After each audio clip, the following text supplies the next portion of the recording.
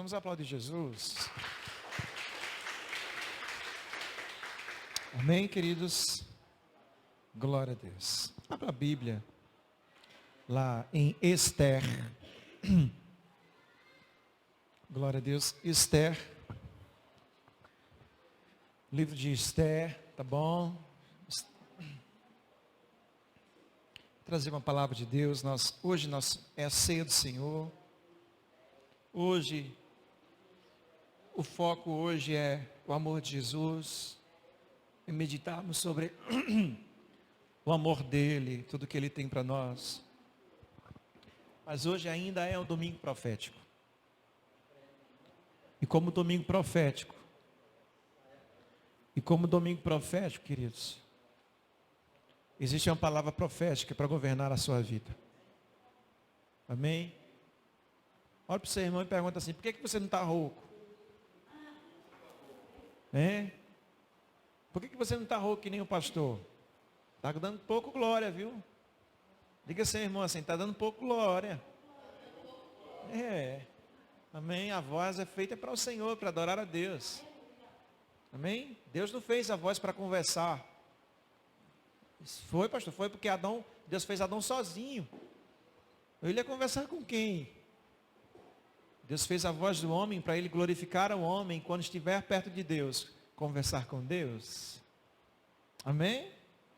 Então vamos nos entregar, glorificar a Deus em sua essência, em seu poder, em sua grandeza. Queridos, essa semana foi uma semana ímpar, porque nós viemos de um retiro abençoado. E como nós temos a mania de, aos domingos, abrir espaço para agradecimento, eu queria agradecer a Deus por esse retiro, porque, olha aí, que glória, vamos se animar aqui também. Isso aí. Né? Agradecer a Deus porque nós podemos ir, por a gente poder se divertir, por não ter nenhum problema, nenhum ferimento, nenhum corte, nada. Nós fomos debaixo da bênção e voltamos debaixo da bênção. Amém? O único revés foi Miltinho que resolveu perder a aliança na piscina. Né? Mas aí está chegando um detector de metais, a gente vai achar ela. Viu? Nem se aperreie, rala, se acalme. Tá bom?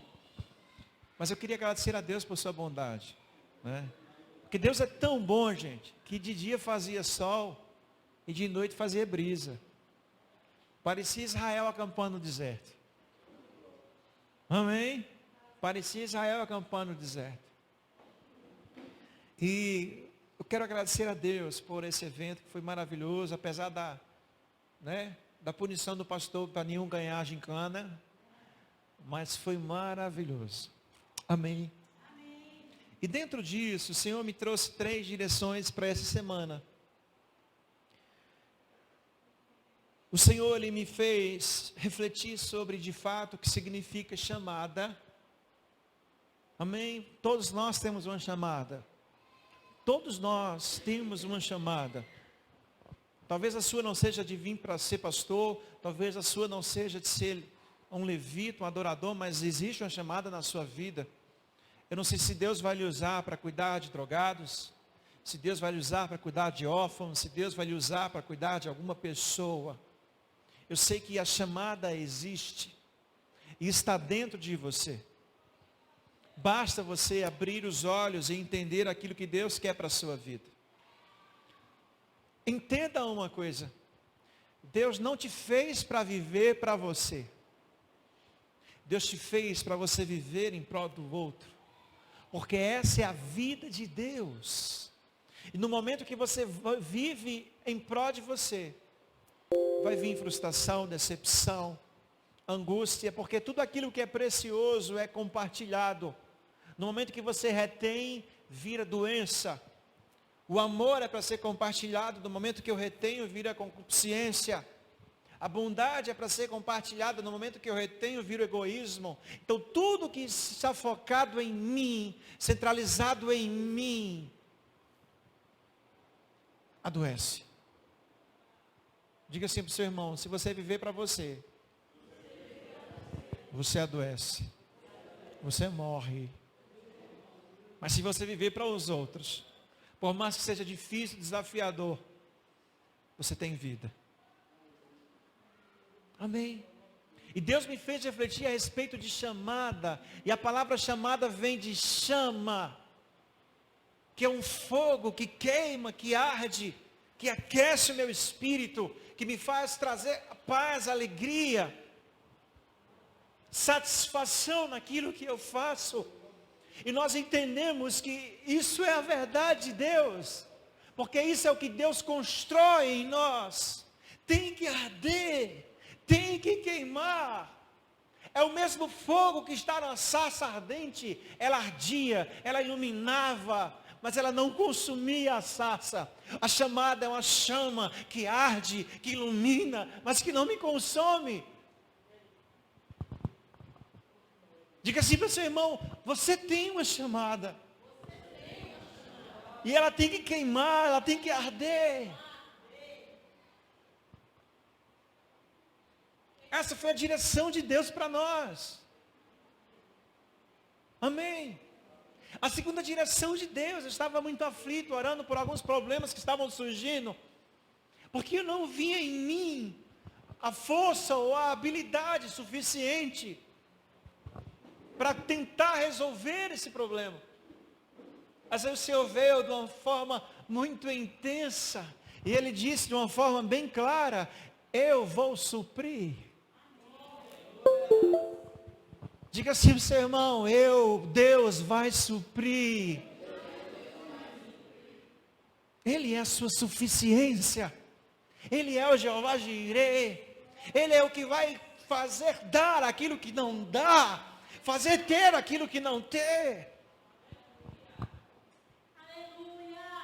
Aleluia.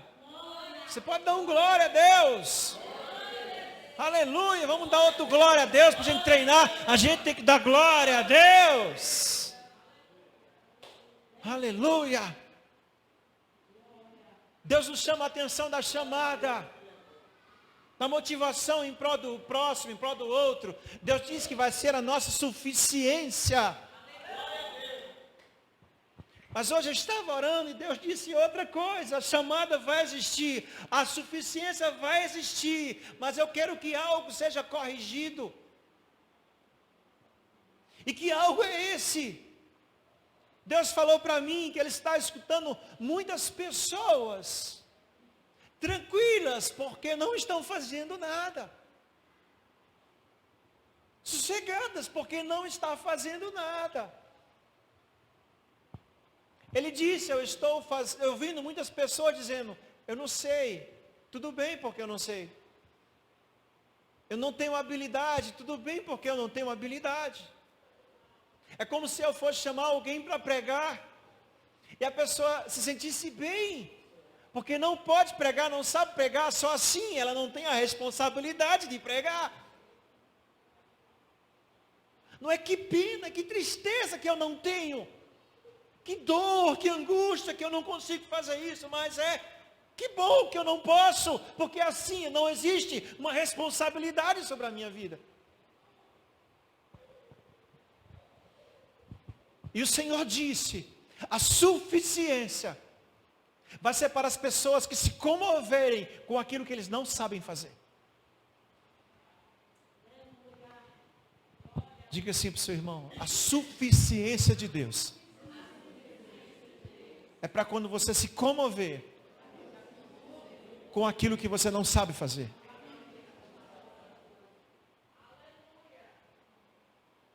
Pastor, eu não sei pregar. Que pena que eu ainda não sei pregar. Pastor, eu não sei cantar. Que pena, porque eu queria saber, porque eu queria pregar.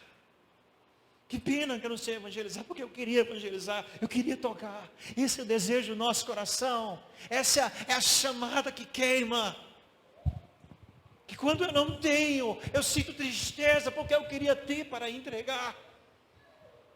Que quando eu não sou, eu sinto tristeza, porque eu queria ser para ofertar em sacrifício ao Senhor. Amém. Pergunta ao seu irmão: você sabe pregar, irmão? Que pena, irmão. Mas eu vou aprender. Sabe cantar, irmão? Que pena, irmão. Mas eu vou aprender. Porque a minha chamada vai ser entregue ao Senhor. Porque Ele vai prestar contas. Eu vou estar com um sorriso lá em cima. Para fazer que nem Paulo. Eu completei a minha carreira. Eu guardei a minha fé. Tudo que era para mim fazer, eu fiz. Está aqui a minha vida, Senhor. Aleluia. Glória a Deus.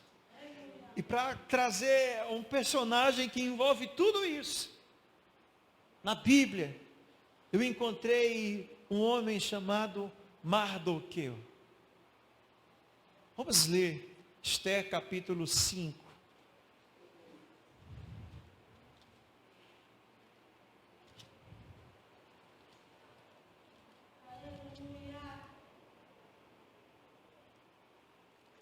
Glória a Deus.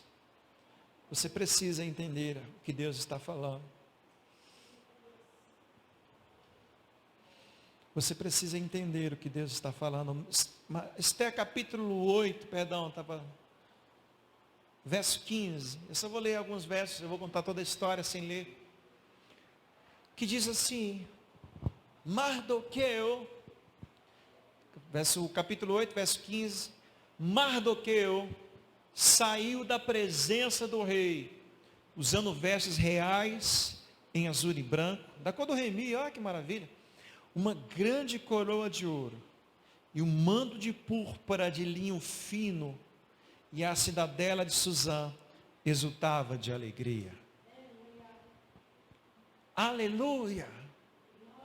A suficiência de Deus na vida de Mardoqueu, a chamada de Deus na vida de Mardoqueu, a disposição de Mardoqueu em aprender as coisas da sua vocação, da sua chamada e oferecer tudo a Deus. Quando nós paramos para ler o livro, que é um livro pequeno, nós lemos rapidamente. Nós vemos que Esther capítulo 1 começa com a história do rei que deu uma festa gigantesca para os seus nobres e logo após para os pobres e ricos e mandou chamar a rainha chamada Vasti. E Vasti se recusou a estar na presença do rei, porque se achava elegante demais, porque se achava ocupada demais. E toda vez que aparece uma rainha, a simbologia dessa história se refere à igreja de Deus. E Vasti representa uma igreja que quando Jesus chama, ela está ocupada demais para atender a chamada de Deus. Ela está envolvida demais com as coisas do mundo para obedecer ao seu rei. No capítulo 2, Esther surge, a segunda rainha. Aquela que entendia que mesmo que o seu rei não chamar, mesmo custando a sua vida, ela ia diante do rei e se prostrava diante do rei. Mesmo quando ela não podia, ela estaria lá. Essa igreja que rompa limites, que rompe barreiras, que rompe toda e qualquer lei, regra, para estar diante de Deus. Mas eu não quero falar sobre Esther, eu quero falar sobre, porque muito maior do que Esther foi o seu primo chamado Mardoqueu. Porque o primeiro grande desafio de Mardoqueu foi quando o seu irmão e a esposa do seu irmão morreram. E aí ele deixou uma criança, uma menina. E Mardoqueu não era casado, ele não tinha filhos, ele não sabia cuidar de uma criança. E ele podia ter a reação: que pena, eu não sou o pai. Que pena, eu não sei cuidar de criança. Mas em vez disso, ele entendeu que o propósito de Deus para a sua vida, e disse assim: se eu não sei, o Senhor vai me capacitar. Se eu não sei, o Senhor vai construir em mim. E Mardoqueu cuidou de Esther, ele disciplinou Esther, ensinou Esther, construiu a Esther que de fato se tornou a rainha. Mas ele nunca abandonou Esther. Ele sempre ficava ao redor de Esther, porque entendia a sua chamada, entendia o seu propósito, entendia a sua vocação, e nunca entregou desculpas ao Senhor. Ele sempre dizia, sim Senhor, eu estou à disposição. E quando ele não podia, ele se achava ruim, ele se achava péssimo, porque sabia que não poderia entregar aquilo para Deus. E nesse cuidado com Esther, a história diz que ele ouviu 2 oficiais do rei tramando contra a vida do rei, comando contra a vida até agora do inimigo do povo judeu, porque era aquele que escravizava. E Mardoqueu podia dizer, não é problema meu, que pena, não é problema meu. Que pena que eu não sou um conhecedor de venenos para identificar se é verdade ou se não, mas ele abriu mão da sua preguiça, ele abriu mão da sua incapacidade, disse, eu vou ter que ir lá, eu vou ter que alertar, além que isso custe a minha vida, porque se ele estivesse mentindo, quem morreria era ele. E lá Deus livra o rei, mais uma vez. Ele não disse, se eu... não é comigo, tudo bem. Não, ele disse, é com o rei, é com uma pessoa, então é comigo também. Nunca dizer não para as coisas de Deus, por mais desafiadoras que elas sejam. Nunca dizer não para o Senhor, por mais desafiador e difícil que seja. É orar e dizer, me capacita, porque eu quero enfrentar essa batalha, eu quero trazer a vitória para o meu rei.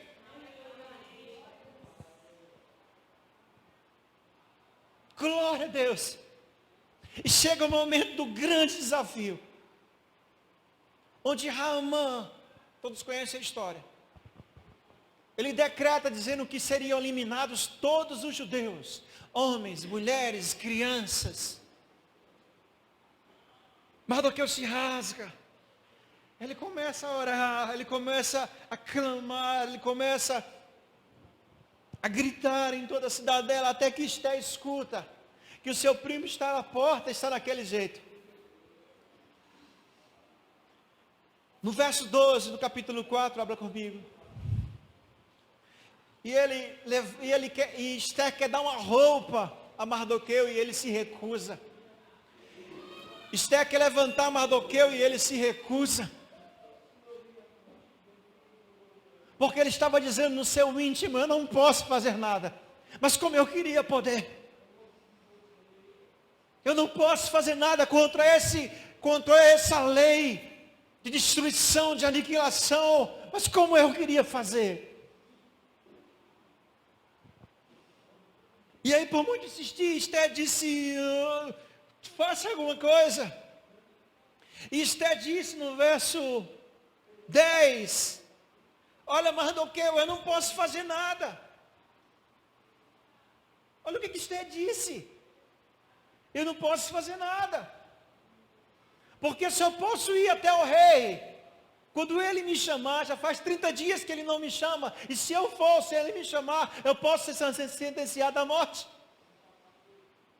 Olha o que Mardoqueu diz, preste atenção, no verso 12, e Mardoqueu recebeu a resposta de Esther e mandou-lhe dizer, não pense que pelo fato de estar no palácio do rei, você será a única entre os judeus que escapará, pois se você ficar calada, nesta hora, socorro e livramento surgirão de outra parte para os judeus, mas você e a família do seu pai morrerão. Socorro, ajuda, nessa hora, virá para os judeus, porque quem livra os judeus é Deus.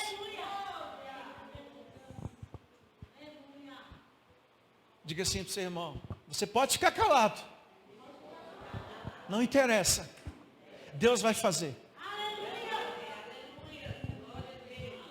Agora, diga para o seu irmão, agora, para não ter morte na tua família, Deus quer usar você. Olha o que ele diz, você não vai ser, capítulo 4, verso 12, você não vai ser a única que vai se salvar, porque eu creio que naquela hora o socorro e livramento vai vir. Eu vou morrer, Mardoqueu disse aqui. Porque eu estou cavando um buraco. Eu estou tomando a frente. Mas eu sei que os judeus serão salvos. E ela entendendo, a rainha estava... Sim, mas eu não posso. Que bom que eu não posso. Que bom que eu não posso me apresentar ao rei. Porque eu vou ficar na minha. Não vou ter responsabilidade. Não vou jogar a minha vida contra a morte. Não vou renunciar à minha vida. Mas quando ela entende o que o primo dela, o que o pai dela estava falando, ela cai a ficha. E ela convoca, faça uma convocação de jejum e oração. Porque eu irei até o rei, mesmo que isso custe a minha vida. Mesmo que isso custe a minha vida. E preste atenção, quando se fala de rei, se fala de Deus. E quando se fala de Deus, olha para o seu irmão e diga assim: vai custar a sua vida. Vai custar a sua vida. Porque todo aquele que perder a sua vida por amor de mim, esse a ganhará. Mas todo aquele que não perder a sua vida, esse morrerá. Diga assim para o seu irmão: para estar diante de Deus, você precisa estar diante da sua morte. Porque a menina Esté morreu nessa hora. E a Esté profética, ela surgiu. Ela estabeleceu governo, aquilo que não havia. Aleluia! Podia ser muito cômodo dizer: que bom que eu não posso, que bom que eu não sei pregar, que bom que eu não sei cantar, que bom que eu só fico na minha cadeirinha. Mas Deus não te chamou para isso. Que ruim que você não sabe pregar, que ruim que você não sabe cantar, que péssimo que você só vive na cadeira e não trabalha para Jesus. Mas nessa noite eu creio que a Esté profética, que o Mardoqueu profético há de se levantar e assumir uma responsabilidade que não é sua, em prol do reino de Deus.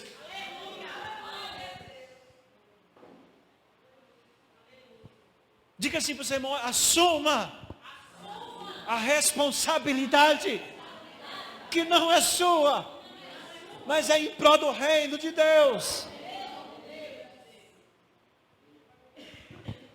A Esté profética, ela nasce e diz: ainda que eu morra, eu estarei diante de Deus intercedendo.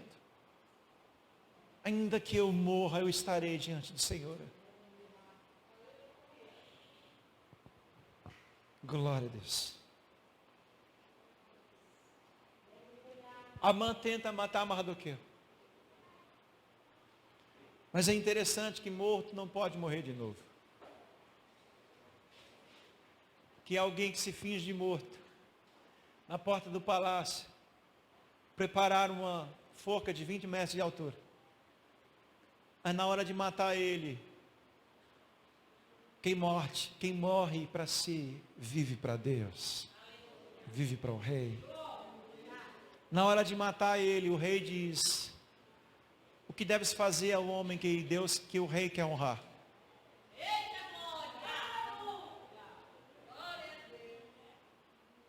Aleluia. O que deve fazer ao homem que Deus quer honrar? Sabe que homem é esse? É um homem que assume a responsabilidade que não é dele. É um homem que assume a responsabilidade do reino. Que tudo que vê é o povo de Deus, é o reino de Deus. É um homem que abre mão do seu tempo livre, das suas circunstâncias, de tudo que o envolve, que foca no reino, que foca no propósito. Esse homem, apesar de aparentemente estar morto, vai chegar um momento onde Deus vai exaltar, vai o erguer, vai colocar em seu cavalo, vai fazer desfilar por toda a cidadela, dizendo: esse homem é o homem que Deus quer honrar. Deus honra Mardoqueu, Deus honra Esté, Deus estraçalha com os inimigos do reino de Deus. ele estraçalha e no final de tudo isso, Mardoqueu, no final de tudo isso, ele sai da presença do rei, usando as suas vestes reais, em vez de vestes de saco, usando o seu linho puro, em vez de trapos imundície, cheio de ouro, cheio de graça, e todos da cidadela exultam de alegria, porque alguém se desfez dele mesmo para viver aquilo que era de Deus.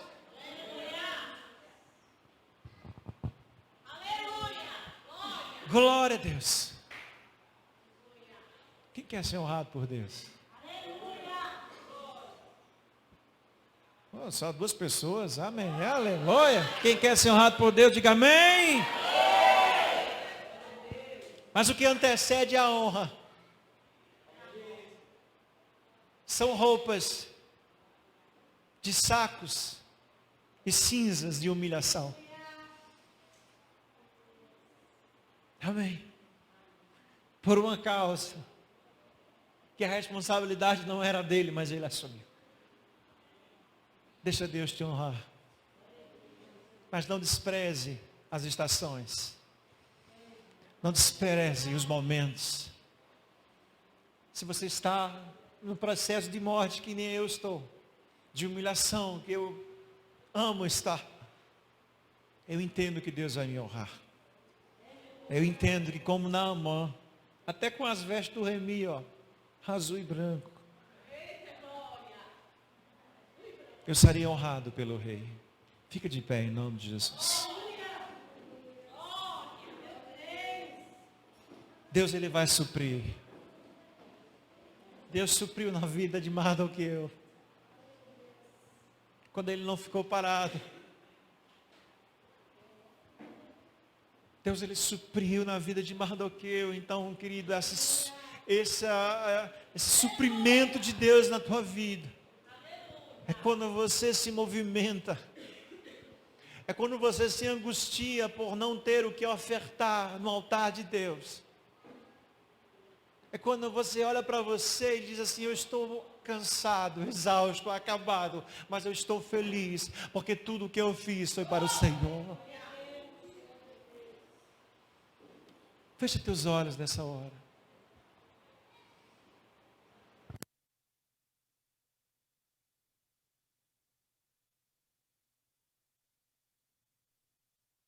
Começa a orar a Jesus. Começa a entender o que Ele tem para a sua vida. A pastora vai estar cantando.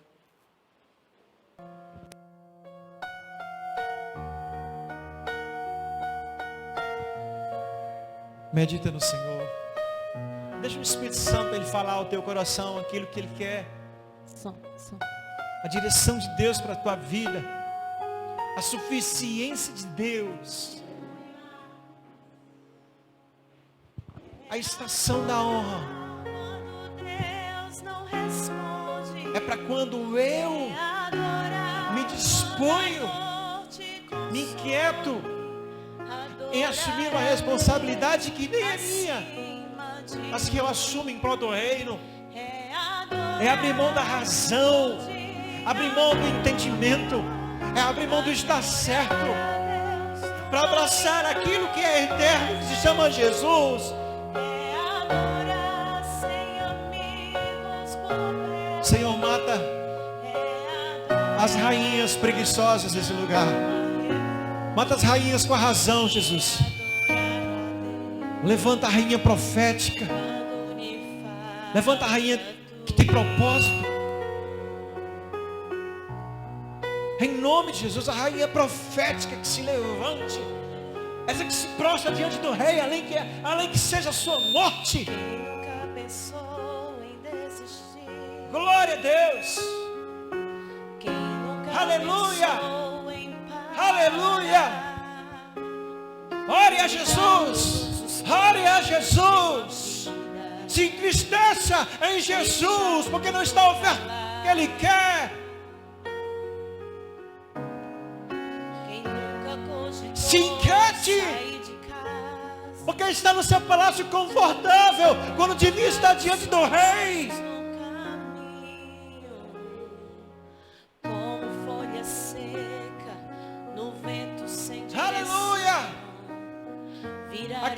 teu povo, Jesus.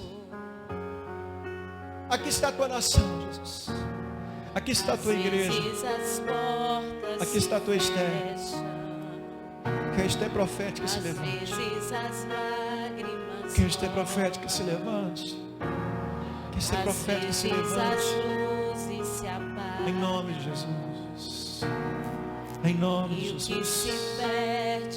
Em nome de Jesus. Aplauda Jesus bem forte. Em nome de Jesus.